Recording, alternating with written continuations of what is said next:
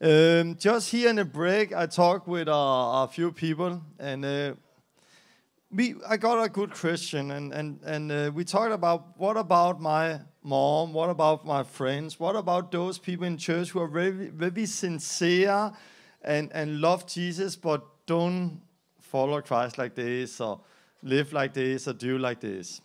I want to say something about that. It's not enough to be sincere.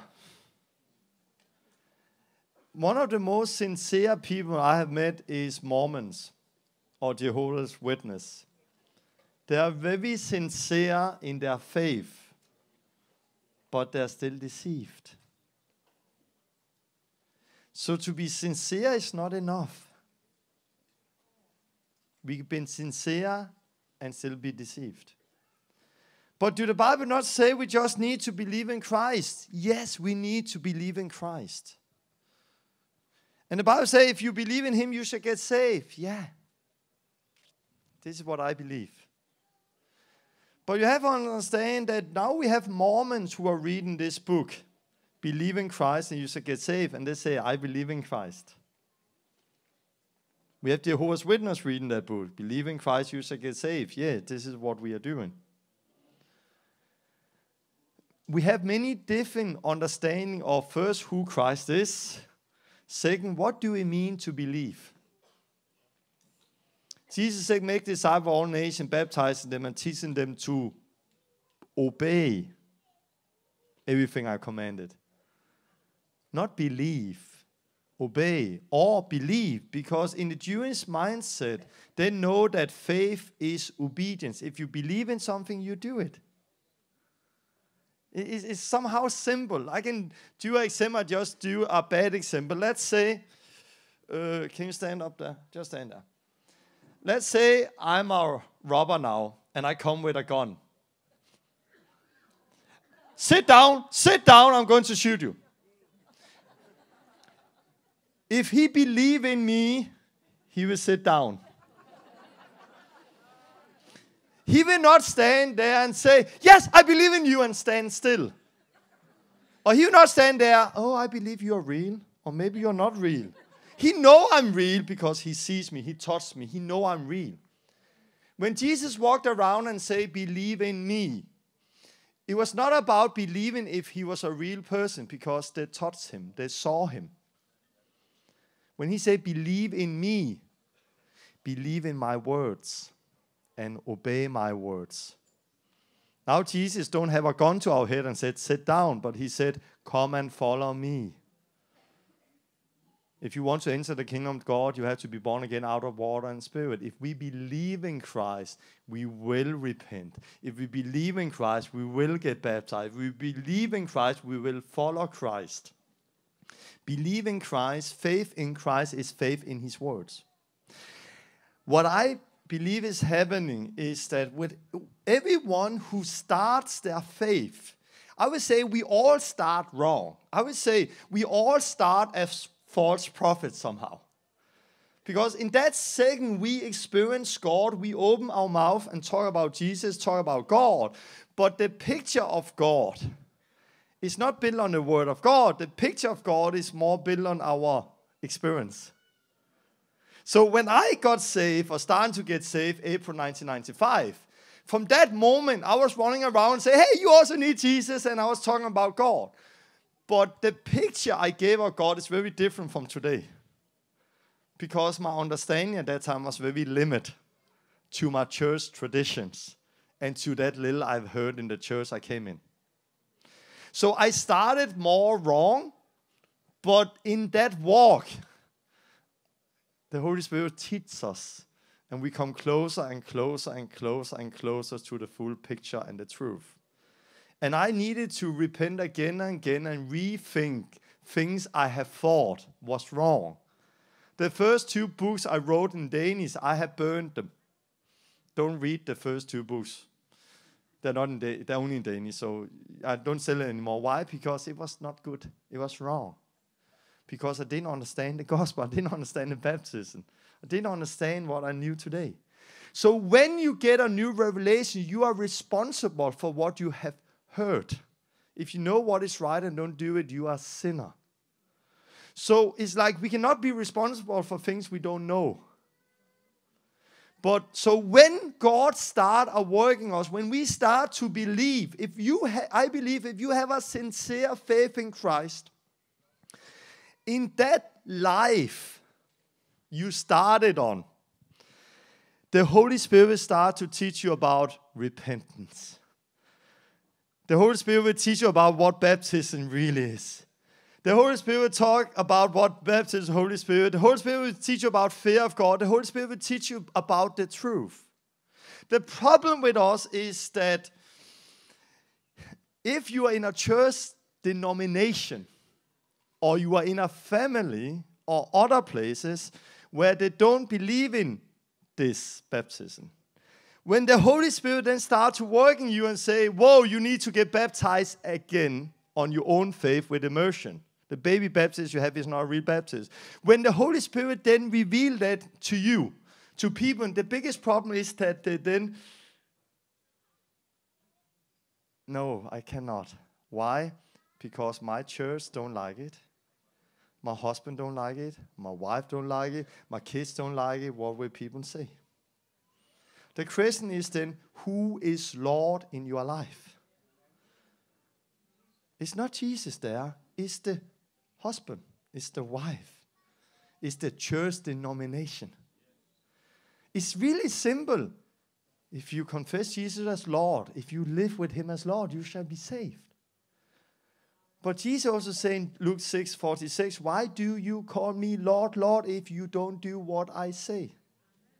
So it's not just a confession without action. It's a confession with action.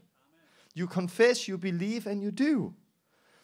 And the Holy Spirit, God who started the good work in you, will also finish it. So some of you who have really got a shock this weekend are like, pooh, whoa, maybe I need to get baptized again. Maybe I need to do this. Will you have problems? Yes. It's not everyone around you who will like it. Persecution will come to a city near you. But the question is, when we hear who is Lord, do we obey what we now know is right, or do we obey our church denominations? So it's very simple. Faith in Jesus saved. If you want to get saved, believe in Christ. He will reveal things to you, and when he shows it, you do it. And he will save you. He will change your life. And you continue walking by him. And one day, you will be there. It's very simple, but it's very difficult at the same time. It's simple if we just obey. It's difficult if we want to please every man at the same time. So sometimes we just need to find out, who do I want to please? We cannot please everyone. We cannot obey everyone. So if you get a new revelation, God working you, I believe that is part of your job. When I, some years later, came to that revelation, the baptism, it was not because I was like, hey, I'm cool, I now know baptism. No, it was God who continued with me. God, he brought me to that place. Like God is now bringing you to a new place. And then he will bring you from here and continue the good work in you. Okay? So what we are going to do now, I'm going to share the gospel the way I often do it. And I want you to imagine also to go home and somehow do the same. Because the gospel is powerful. The power of salvation for everyone who believes. And I want so imagine seeing how I do it, but imagine you go home and do the same with your friends this afternoon or tomorrow or Monday. And then when you do the same and people hear the message, repent, you baptize them in your bathtub or out in the water, and you lay hands on them. And you will see that they will receive the Holy Spirit. When we talk about the gospel, I use the illustrations like playing chess. When we play chess, you move, and then it's my turn. Then it's your turn, and then it's my turn. I'm not allowed to do this and suddenly move 3 times because there's rules. The rules say move 1 time and then I have to wait for it to become my turn again. The same when we talk about this, people think that salvation is something God do when he wants to do and we do nothing. We just wait, and if God wants to save me, he can save me. No. Yes, we are lost. Yes, we have moved. We have sinned against a holy, righteous God. God then looked down on earth, and he in his love sent his son Jesus to die for our sins. It was his move. Now it's up to us to respond to that message. So now it's our turn to move. I repent. And it's us, and it's so important to understand. I remember I was in Canada, I met a young boy in the church. I said, have you met God? And I said, hey, you're new in it. And he said, yes. So you have met God? No, not yet. Huh? Are you baptized in water? No. But do you speak in tongues? No. How long time have you been here? 3 months. So I talked with the pastor in church, say, hey, you have a guy here who have been here 3 months, who are not repentant, who are not baptized in water, who do not speak in tongues. Why? I don't know. Because they had that idea that if you just bring people into church, for example, God will save them. It will come by itself. No, now it's our job to help them so they can do what they should do. So I took him as an example and I said to the church, you should have done this 3 months ago. And I sat him down and I shared the gospel with him. Explain it, and I said, this was what God did, now you need to do that. Yes, sir. That day he repented. I baptized in water. He received the Holy Spirit, and he got changed. I love it. But I'm often thinking, what if I did not come there? What if he, after 5 months, thought, I have now been there, I've now done that, nothing happened with me, maybe God don't want me, maybe there's nothing, and then he leave again. I have met many of those people. I have met many people, and you are here today, some of you, who were in church, but you never got it to work. You were in church, but you never saw the gospel is the power of salvation. You were in church, but you were missing something. And many people are there and then they leave church and leave faith because nobody took the time to sit down with them and explain what they needed to do. God is not holding back. God, he wants people to get saved even more than we wanted. Come on, he gave his son to die for us. He don't have anything more to give. He gave it all already. Now it's up to man everywhere to repent. And this is what we need to help people with. But how can people repent if they don't know what sin is? How can they repent if they don't know what repentance is? We need to help them. And this is where the gospel is the power of salvation. In the beginning, God created man. And man walked with God. And we read about it in Genesis, how man walked with God, how man had fellowship with God. They walked together. I love that. Walked with God. This is what we are called to. There's many people who have a faith that God is real. No. Walk with God. Fellowship with God. So man walked with God and everything was good. They were supposed to eat of the tree of life and live forever. But the story is that they took of the wrong tree. They sinned against God. They broke God's law. And God then said, when sin came into us, to man, if they now eat of the tree of life, they're going to live forever, and we will always have a problem with sin. So because God didn't want man to live forever because of our sins, he threw man out of the garden and put angels to keep them away from the garden of the tree of life.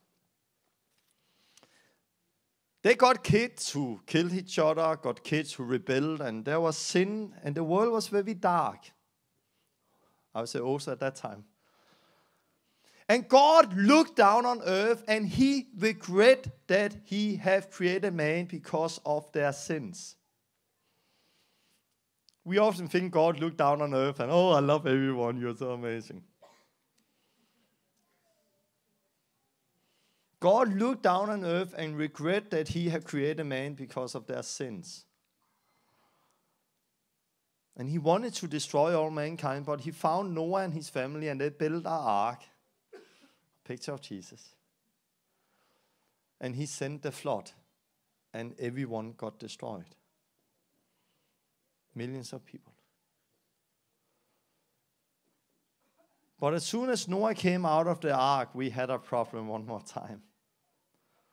Because sin is not just in the earth, sin is inside of man.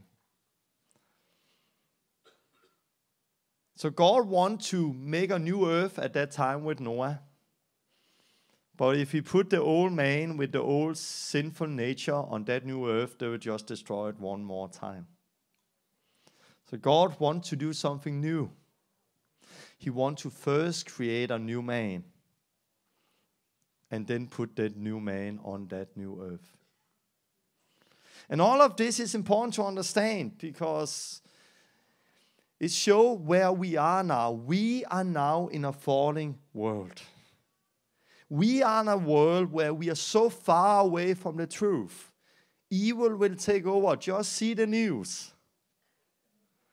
See what happened. And I've met many people say, oh, I cannot believe in God because all the evil thing that has happened. But this is not how God created it to be. God created us to live in a world without sin, without sickness, without famine, without earthquake, with all of that. But we messed it up. And sin came in and destroyed everything. But God, he had a solution. Like Adam was part of the destruction, Jesus is part of the solution.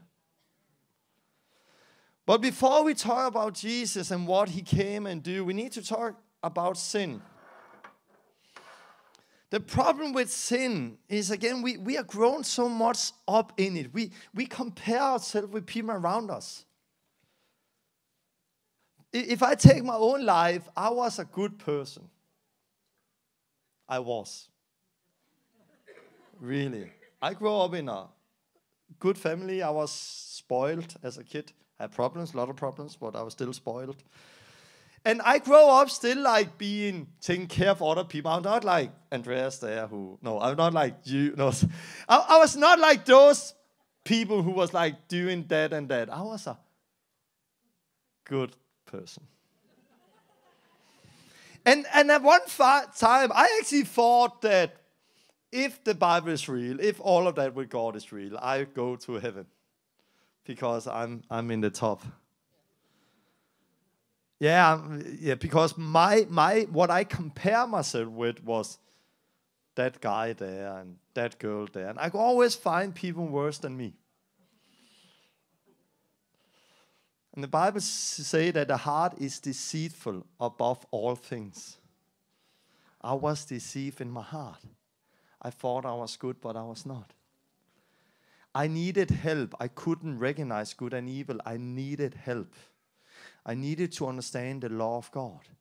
The law of God don't help us. The law of God don't justify people. The law of God reveals the truth. The law of God is, with Moses, the law said you will not murder, but Jesus go in and look at the heart. He said if you just have hate in your heart, you already a murderer. If you said idiot to somebody, you are damned to hell. I've done that. The law said you will not commit adultery. I've not done that at that time. But if you just look with lust on somebody, you're already done in your heart.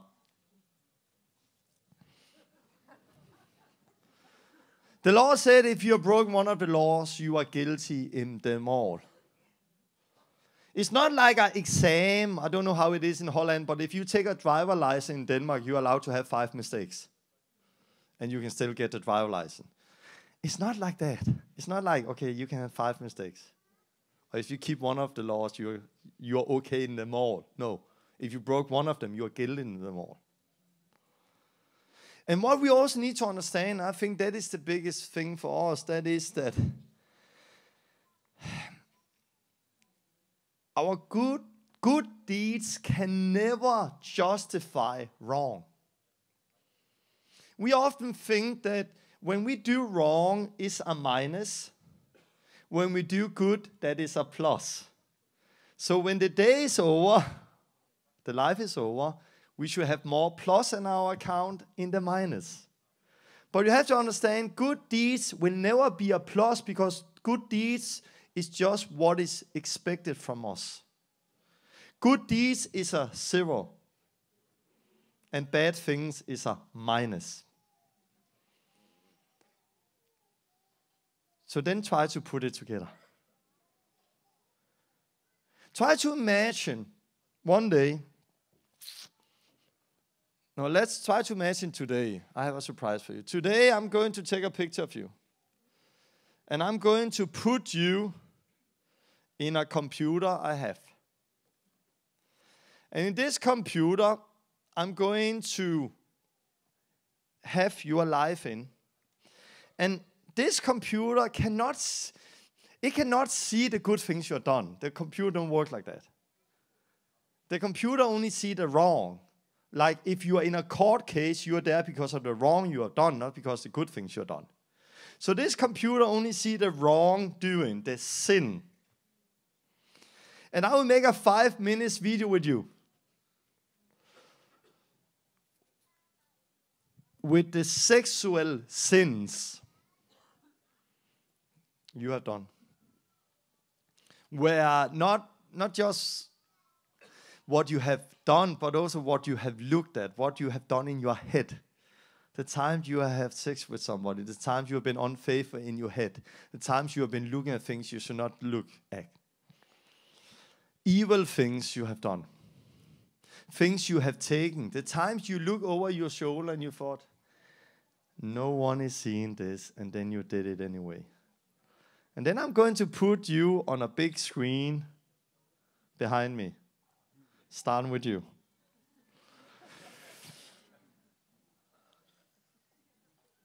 How will you have it if you are chosen? Try to imagine you are sitting in this room, and suddenly the TV screen behind me started, and we saw you. And then we start to go into your head. And we start, everyone in this room start to see the sexual things you have done. The things you have been looking at, the things you have said. If that was your life who suddenly came on a big screen behind me, I think you will be ready in your head, run down to the mixer pult, turn it all around and hope you can close off the monitor. Then you run out of this door and you never show your face here again. Because you will be so ashamed, you will be so embarrassed if people around you know who you really are. I know it because I will also be ashamed. If you saw what I really done, I will not stand in front of you now. I would like, don't look, please, don't look, look this way. I would be so ashamed if my life became clear to all of you what I have done.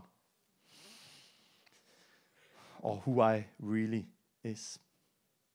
Or were, because God is changing me. Not perfect yet. Far from, but God is changing me. Try to imagine we being ashamed in a room like this, knowing that the one who's sitting beside us is as guilty as we are. How will you not be that day you are standing in front of a holy, righteous God who sees everything? That day, in that second, when the truth really are revealed, where it's not that smiley face anymore and everything look good, in that second, you are standing in front of God and the books are open and He sees what you have done. In that second, it's too late. You will see that you are guilty, and you deserve hell because God is good and you are not.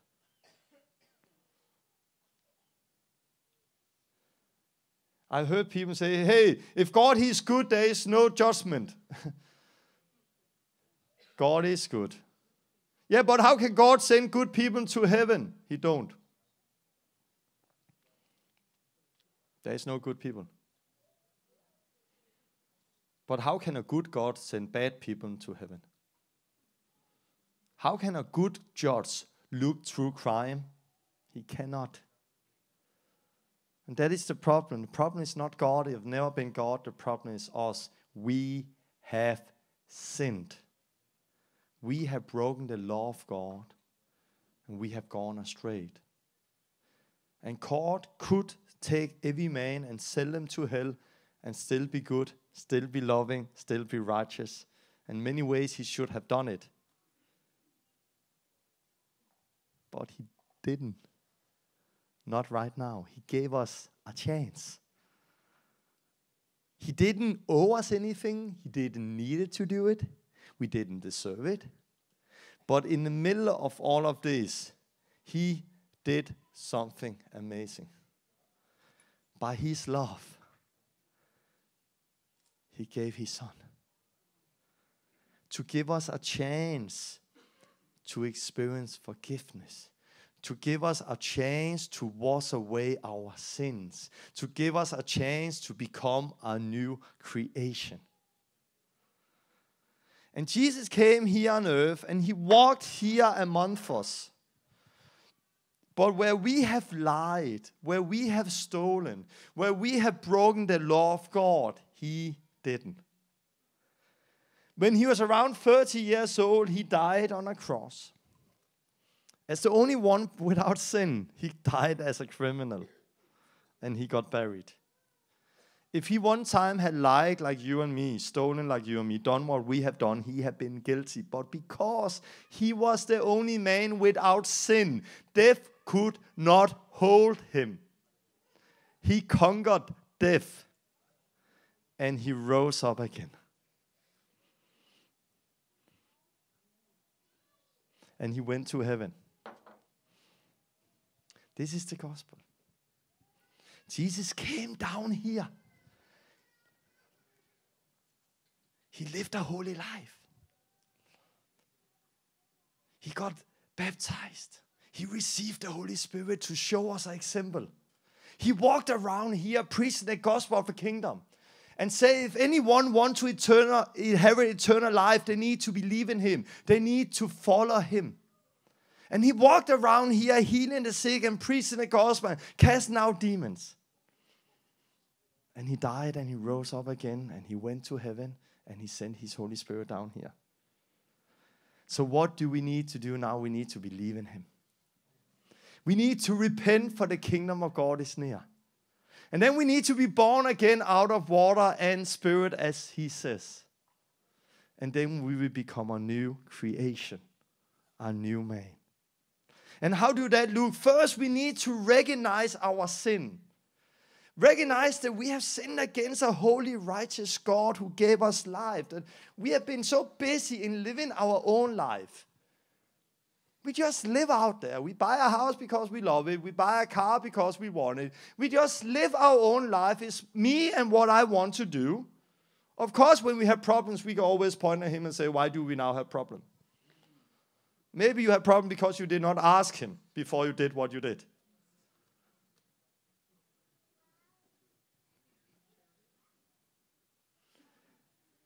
We need to recognize that we have been living our own way, and we need to recognize we have sinned. And then we had to ask forgiveness. I say, God, forgive me. I've sinned against you. I've been living for me and myself and me. I'm the biggest idol in this world. I love me. No, you should love God and worship him alone, not worship you. The biggest idol worshiping is you. You love you, then love anything else. Love God by your whole heart, by everything in you.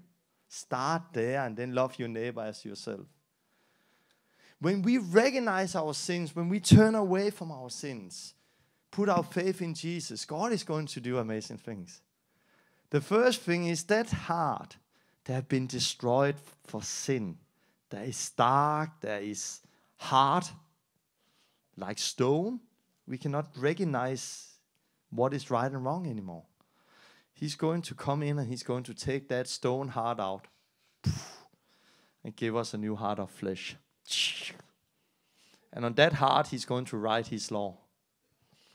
So now we know by our heart, not our head, our heart, what is good and evil. Our conscience becomes sharp. As I said before, I remember first time when I was a kid, when I stole something. I felt, don't steal, it's wrong, wrong, wrong. And my conscience condemned me. And I felt it was wrong. Next time I stole something, I felt it was wrong, but less wrong. Next time I stole something, it was even less wrong. And next time I could almost justify it. And next time I was almost completely okay with it. My conscience became weaker and weaker and weaker and weaker. But when I saw the law of God, God opened my eyes, I repented, I got a new conscience. And sometimes it's almost too much. I don't know if my wife is here. She's too much sometimes. Like, rather cheat ourselves 10 times than do something where we think is a mistake. Just between us. Short time ago, I found out with a telephone, I had 2 telephone numbers, mine and hers, and one was in our organization and one was mine, and I should have changed them. But it was the wrong number, and I didn't do it because I'm not so practical. And then she found out that it was actually the wrong number. But for me, I'm like, it don't matter because it's the same amount. We don't cheat anyone, it's just the wrong number. But she was like, no way. So she rather pay a lot of money back and cheat ourselves.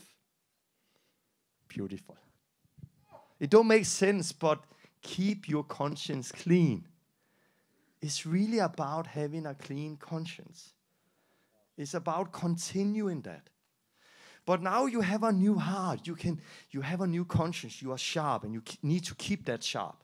Because if you go out sinning and do like you did before, you will destroy it one more time. When you then do something wrong, you feel it right away. You say, repent, I turn away, I ask forgiveness. And God, He will come and forgive you and cleanse you for unrighteousness. And you continue doing what is right. The problem is, now we have a new life. Do, but the body is dead. The body is slave to sin. The Bible said the one who does sin become a slave to sin. It's like the law of gravity. If there's a law working in the world, we call it the law of gravity. If I let go of this mic, it will fall down. If I now say, look, I don't believe in the law of gravity, it still fall down. Because it's just working no matter what I believe. The Bible says there is a law of sin and death working in our body. I have the knowledge, I have the will to do what is right now, but I cannot. Why? My body is dead. My body is slave to sin. And this is where baptism comes in. You die with Christ. You bury that body who's under sin, so you can rise up again. You wash away your sins. It's a forgiveness of sins. It's a cleansing. It's a new clean conscience toward God. Baptism is so powerful. Baptism is part of salvation, and that's why there is so much fight about it. If you want to experience persecution, just go home and baptize people in your bathtub, and it will come to you. Baptize people who are already baptized as babies, it will come to you. Baptize people who are baptized before they repented, and persecution will come to you. Baptism is really something Satan hates. That's why there is so much fight about it. Because he knows that in baptism you bury the old life. You are washed clean. You put on Christ. It's a new life. And baptism is not just water on the head. Baptism is immersion. But when can baptism take place? When the life has started and the body is dead. you need to recognize your sin first and then repent before you can get baptized. But I met many people today who got baptized. They grow up in church, they got baptized, and they live in sin before, they lived in sin under, they lived in sin late or after, but then 5, 10, 15 years later, suddenly they see their sin, they repent, and they get that new clean conscience. Kaboom. It happened there. Do they need to get baptized again? Yeah, of course. Because if you are not repentant, if you don't have a new heart, your body's not dead. You just go down in the water, you come up in the water. Nothing is buried. Because nothing had died. You have to die first for your sins before you can bury the old life. And then is the promise that God will give us the Holy Spirit. And remember when I started to discover all of that, like, how many in this room repented, got baptized water, received the Holy Spirit the same day they came to faith? 5, 10, 15. Oh, that is new record. It's because we have been here a lot. but I would say most of us, the biblical way, if you go in the Bible, Book of Acts, if I ask there how many repented, got baptized, received the Holy Spirit the same day, everyone will lift up their hands. If I ask in the Book of Acts how many got baptized as a baby, what? What are you talking about? I don't understand the question. Can you repeat? How many got baptized as a baby? What? I don't understand the question. Can you repeat? It don't make sense for them. Because babies, of course, cannot get baptized because babies have not been aware of sin and have not repented. When I got baptized as a baby, they put me in a white dress. I didn't complain at that time. I didn't complain if I was naked. They could have me naked. If you take a naked boy who had just learned to walk 1 year old, he will walk naked like this. He don't care because he don't see it. Like Adam and Eve don't saw sin saw they were naked before sin came and opened their eyes. But there is a time when you grow up, 9, 10, 11, 12 years, where you suddenly, Mom, Father, go out and take a shower. They start to lock the door when they take a shower. They start to see they're naked. First, after that, we can talk about baptism. Not before. So baptized babies is crazy. And that is a word I've really thought clear about saying. Crazy. It is. It don't make sense. But the biblical way is repent, get baptized, and receive the Holy Spirit.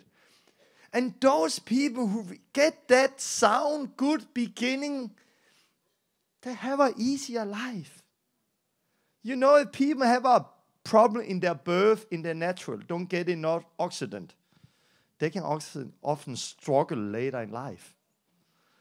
The same way, most people, the reason our church looks so different from what we read in the Bible, there's many reasons, but one of the reasons is the foundation. People don't understand the gospel. They have not got saved, born again the right way. And the same in this room. Why do Paul not deal with baby baptism? Because it didn't exist at that time. So today we have many new things we need to deal with. We have tradition, church. Remember Paul's time, there was no Baptist church, there was no Pentecostal church, there was no Reformation, there was no Catholic church, there was none of all of this. And now 2,000 years later, we are sitting with all our different ideas. Many people in this room got baptized as a baby. Some have received the Holy Spirit speaking tongues. Other people got baptized in a Baptist church, but have not received the Holy Spirit speaking tongues. What to do? Where do you come from? First thing, baby baptism, not baptism. Clear. Next thing, to make a baptism Baptist, you need to repent. You need to change your heart. Some people, yes, receive the Holy Spirit before they are baptized in water, but they still need to get baptized in water. It's really important. Some people do it the most biblical way, repent, get baptized, and receive the Holy Spirit. I remember I was in Canada during a meeting. I met a woman who really, really, really wanted the Holy Spirit. Really wanted. And I prayed for her and nothing happened. And I prayed again and nothing happened. I prayed again and nothing happened. Never give up. So I prayed the fourth time and this time nothing happened. Something happened. She started to cry. What is wrong with me? Why can I not receive the Holy Spirit? And there I had a woman standing in front of me crying why she cannot receive the Holy Spirit. And then I stopped up and I thought, here we have a woman who really wants to receive the Holy Spirit. Here we have God who really, really, really, really, really, really wants to give the Holy Spirit. What is wrong here? Like God wants to give the Holy Spirit. She wants to receive the Holy Spirit. There is noise on the line. Something is not working here. And I was standing there and thinking, God, but why don't she receive the Holy Spirit? She wanted it and you have promised it. Because you say in your word, repent, get baptized, and you shall receive the Holy Spirit. And then it hit me. He said, repent and get baptized, and you shall receive the Holy Spirit. Are you baptized? I asked her. Yes. When? As a baby. In a Catholic church. When did you come to faith and repent? Oh, a few years ago. Okay. I cannot take God's promise and say, God, you have promised. No, because he did not promise it like that. He did not promise go to a Catholic church, get water on your head, and later repent and you will get the Holy Spirit. That was not his promise. So I said, you need to get baptized. Do you mean that? Again? Yes, not again, because the thing you did was not a baptism. The thing you did was water on the head. So we went out and we baptized her. As soon as she came out of water, she spoke in tongues. It was beautiful. And we saw God do a lot of things there. Then later, I was in Denmark. I met a woman in a fellowship we have there in Copenhagen. And I met her, and she had been there a month or something like that. And I came and met her. And she said, can you pray for me to receive the Holy Spirit? I prayed, nothing happened. I prayed, nothing happened. And she said the same. What is wrong with me? But now I have learned. So I said, but you need to get baptized. And she said, I am baptized. But I have learned. So I said, but baby cannot get baptized. And she said, I'm not baptized as a baby. Oh.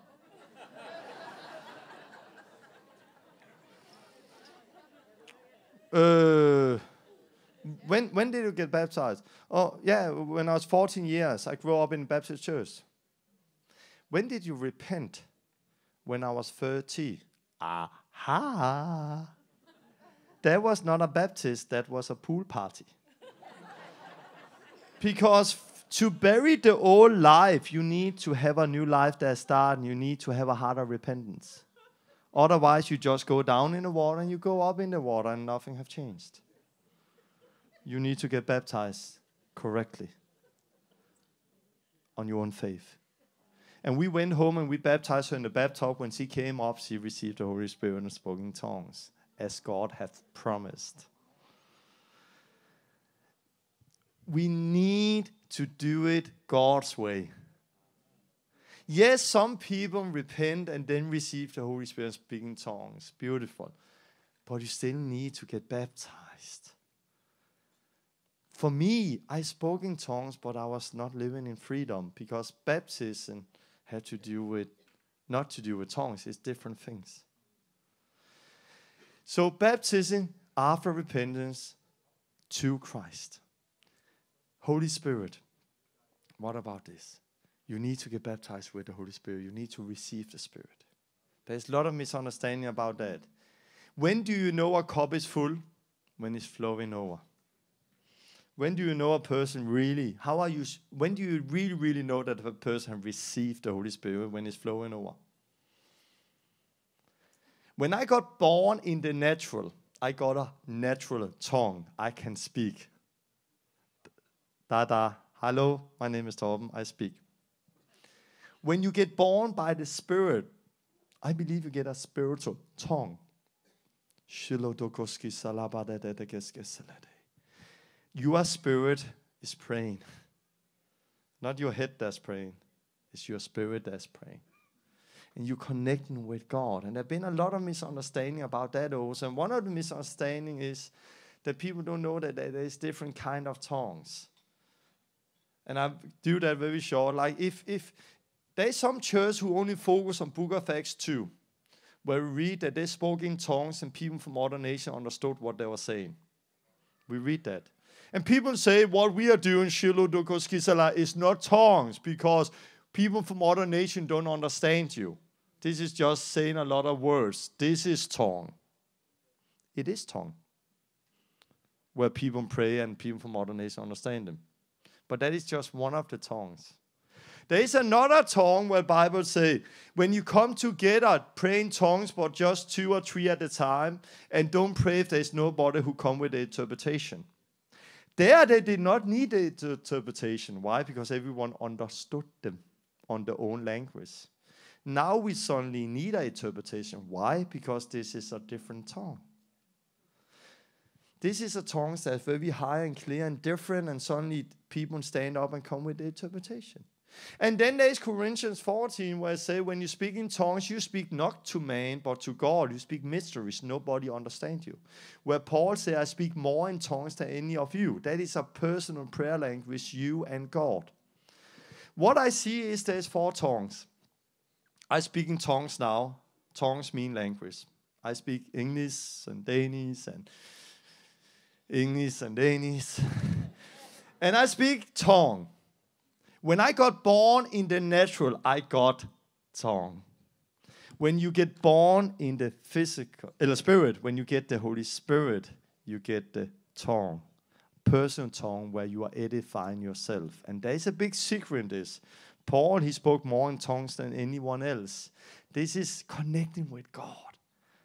For you who are older, you know the old modem. When you connect it to the internet, beep, beep, beep, beep, beep, beep, beep, beep, beep. And the modem was calling to internet to get information down. It sounds crazy, but it worked. Now we connect with God to get information down. Pray in tongues. I use in my prayer language, sometimes I don't know what to pray in my own language, so I take time praying tongues. And then after praying in tongues, suddenly ideas, things is coming to me. And then after praying in tongues, I then switched over and pray in Danish. So if there's things I don't know, I often pray in Danish and then I pray in tongues. So tongues is a part of my life. It helped me to hear from God. It helped me to connect God. It helped me to zoom in and like, God, what are you saying? Pray in tongues. You edify yourself. You build up yourself. You become strong in the spirit. When I'm weak, I feel so weak. You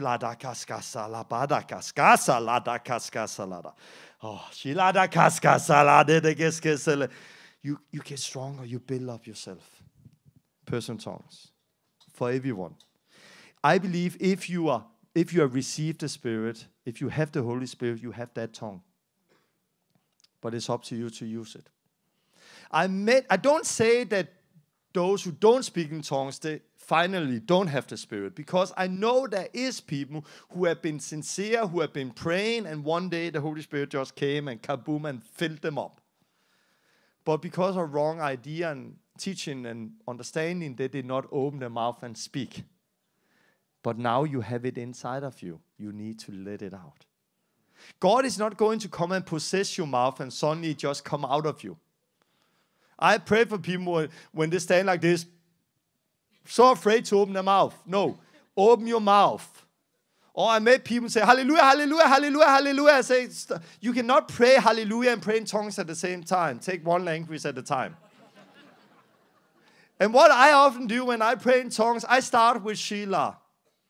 I don't know where Sheila come from. It's my head or my spirit. But when I start, it's flowing. It's like open the top and tap and water is just running out. From our inner, it should run out as living water, Jesus said. It's not my head. I'm not thinking and focus on every word. I just open my mouth. I say the first word. I open it and it just run out. It's for everyone. If you're born again, this is for you. If you have the Spirit, you have it. If you don't have the Spirit, get it. Okay. This is for us, edifying us. This tongue is to edify the church. We had a meeting in Norway a short time ago.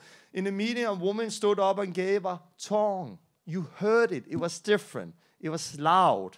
And you knew in the spirit, this is this tongue. She gave the tongue. Somebody stood up, gave the interpretation. She continued with the tongue. She continued with the interpretation. She continued with the tongue. She continued with the interpretation. So it became for edifying the body.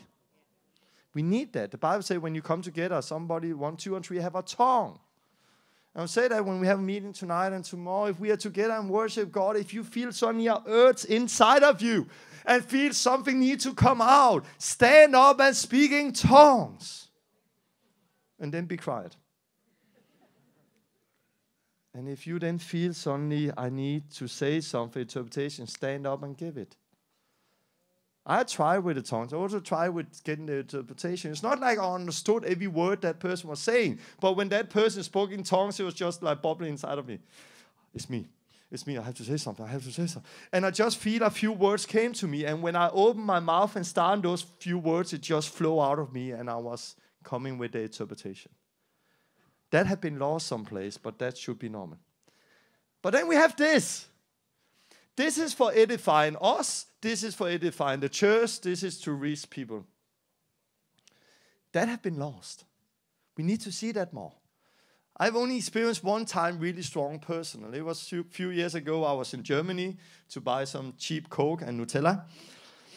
And I came out of a shop and a guy came to me, a satanic sign all over the body, contact lenses that look like cat's eyes and 666 tattoos and everything. And he came and started to talk to me. And I said, stop, what do you want? And he started to talk and beg about money. I said, let me pray for you. But just put my hands and say, come out in the name of Jesus. And something started to manifest. And they were standing eating burgers beside me, so it's good. Currywurst. But then suddenly I experienced something I had not experienced. Suddenly I just felt I should speak to him in tongues. And I looked at him and I said, and I started to speak in tongues to him. And my head was thinking, what are you doing, Tom?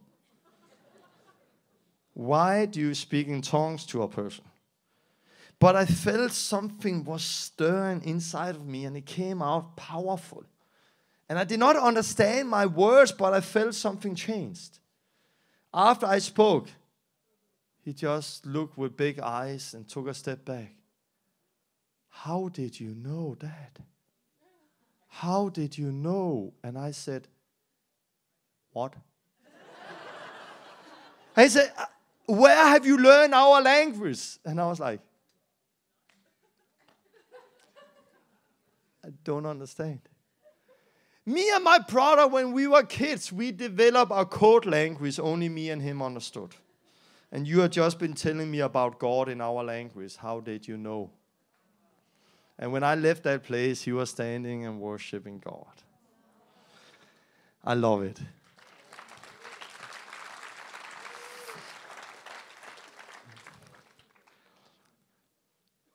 We need to see it more. But we are on a journey, we are learning, we are growing. But this tongue is for everyone. When you have it, it's up to you to use it as much as possible. This is something God is doing in us by the Spirit when He wants it. This is something God do in the Spirit when He wants it. But this tongue and this tongue is up for us to use. I can speak if I want, I can not speak if I don't want. The same with the personal tongue.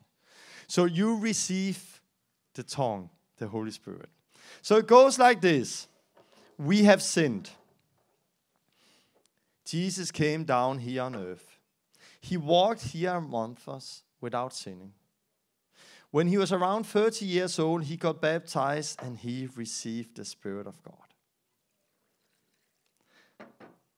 There he started to heal the sick and cast out demons and proclaim the kingdom. He died on a cross and he got buried. But death could not hold him. Why? Because he was without sin. So he rose up again and he went to heaven, sitting beside God's right hand and sent his Holy Spirit down here. What do we now need to do? We need to repent. We need to turn away from our sins. And then we need to get baptized to Christ for the forgiveness of sins. And we're going to rise up again. And then we will receive the Holy Spirit. Not a tiny Holy Spirit, but the same Spirit. The Spirit that was in Christ. And as the Father sent Christ, we are now sent here on earth, in Christ's place. So now it's us who are his body. It's us who are walking by the Spirit. It's us who's continue the work Jesus started. It's us who's going around here proclaiming the kingdom, healing the sick, casting out demons. And other people hear the gospel of the kingdom, the good news. They repent toward the Father. They get baptized to the Son, Jesus Christ, and they receive the same Holy Spirit. And one day, very soon, God is going to come down and he will divide the sheep from the goat. He will take the wheat and throw it and burn it in fire. He will come down with the new Jerusalem, and there he will be. And in the middle of the garden, he will put the tree of life. And there we will be able to take up and eat of the tree of life and live forever. And one more time, everything is going to be good, perfect as it was in the beginning. I love this. So this is from the beginning to the end. Sin came in through Adam. Sin came to everyone. Death came to everyone because everyone has sinned. Jesus is the new Adam, came to restore us by creating a new man. Jesus was the firstborn of many brothers, many sisters. We today need to be born again into God's family. We need to be a disciple, a princess of Christ. So my question is not if you have a faith in God. Satan believes in God. The demons believe in God. It don't save them. My question is, are you walking by the Spirit? Are you walking with God? My question is, are you born again? Have you seen your sins and have you repented from your sins? And stop living like the world. Have you after that got baptized with full immersion on your own faith to Jesus Christ to make him Lord and Savior? And have you received the Holy Spirit? So I'm going to ask, who in this room want to follow Christ? Who in this room have not yet got baptized the right way? And you today say, I want to follow Christ. I want to learn. I want to get baptized the right way. And I want to follow him as his disciple. Up with your hand. And we'll see how many who's getting baptized today.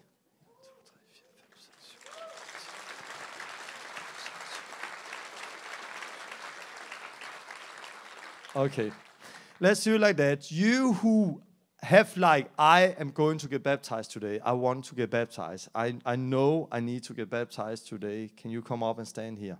I'll just take a little time to talk to you.